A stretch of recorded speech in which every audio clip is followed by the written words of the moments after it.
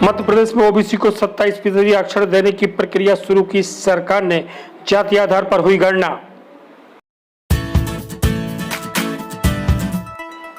Corona का hotspot बना भोपाल, प्रदेश के 6 मरीजों में से 5 केस निकले भोपाल में, सरकार सतर्क। कांग्रेस का आरोप, किसानों का अपमान कर रही सरकार, सम्मान निधि वापस लेने के लिए जारी हो रहे नोटिस। छत्तीसगढ़ में 2.5 साल में मुख्यमंत्री बदलने के फार्मूले पर बोले सिंहदेव, वक्त लगेगा, हाईकमान लेगा जल्द फैसला।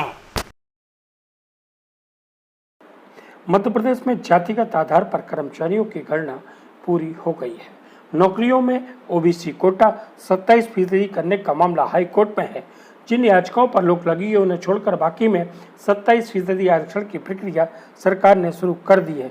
सरकार अब यह जानना चाह रही है कि शासकीय कार्यालयों में ओबीसी वर्ग के कितने कर्मचारी काम कर रहे हैं और कितने पद खाली हैं। एमपी में बीते 24 घंटों में कोरोना के 6 नए मामले सामने आए हैं, जिनमें से 5 मामले भोपाल के हैं, बाकी 1 मामला राजगढ़ का है। राजधानी में बढ़ते केसों को देखते हुए सरकार सतर्क हो गई है। भोपाल में रात्रिकालीन कर्फ्यू लागू कर दिया गया है। छत्तीसगढ़ में 2.5 साल बाद मुख्यमंत्री बदलने के सवाल पर टिंग सिंहदेव ने भोपाल में बेबाक तरीके से अपनी बात रखी। सिंहदेव ने कहा, यह मामला हाईकमान का है और बंद कमरे की बात सार्वजनिक रूप से नहीं कही जाती। हर दल में परिवर्तन में वक्त लगता है, हाईकमान का फैसला होगा, इसमें भी वक्त लगेगा। ये सारे निर्णय हाईकमान के कार्यक्षेत्र में, उनके दायरे में, उनकी जवाबदेही के होते हैं।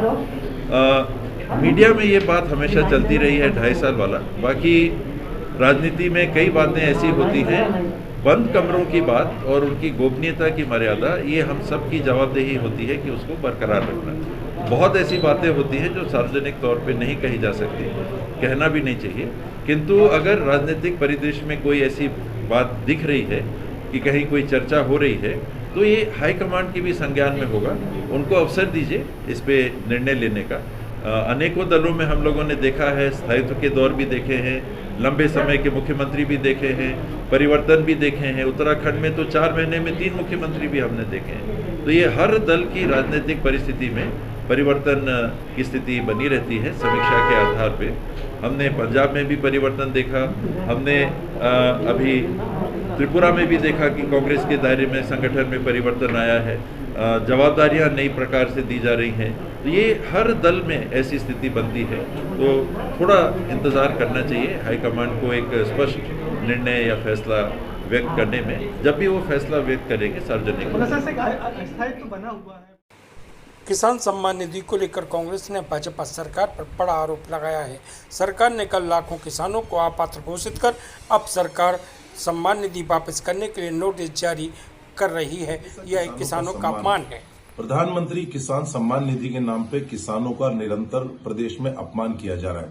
पहले तो प्रदेश के लाखों किसानों के खाते में उन्हें पात्र बताकर प्रधानमंत्री किसान सम्मान निधि योजना की राशि डाल दी गई, ऑनलाइन ट्रांसफर कर दी गई, और अब उन्हें अपात्र बनाकर उनसे रिकवरी वसूली के नोटिस जारी किए जा रहे हैं।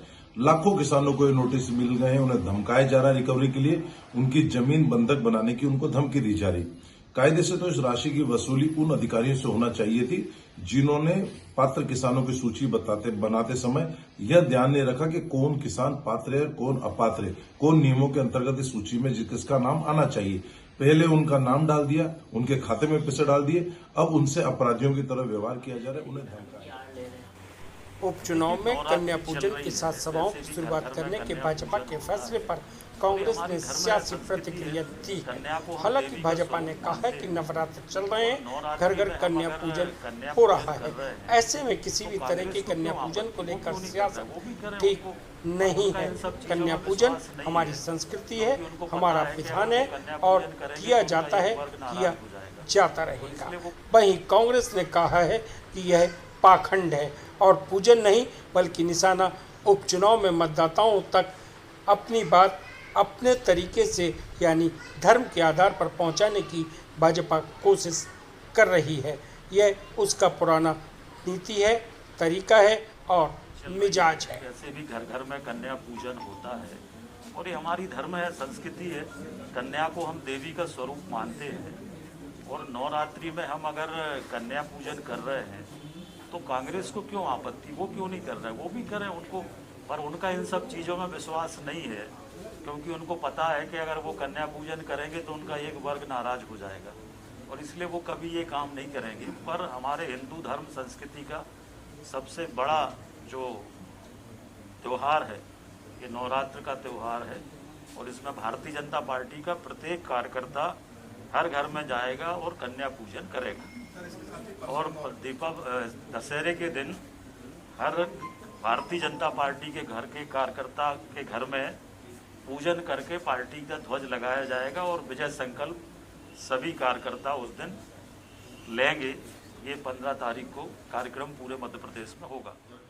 पाखंड करने वाली पार्टी है। नवरात्रि के दिनों में पूरा देश कन्या पूजन करता है, पूरा समाज कन्या पूजन करता है, घर घर बच्चियों को भोजन कराया जाता है।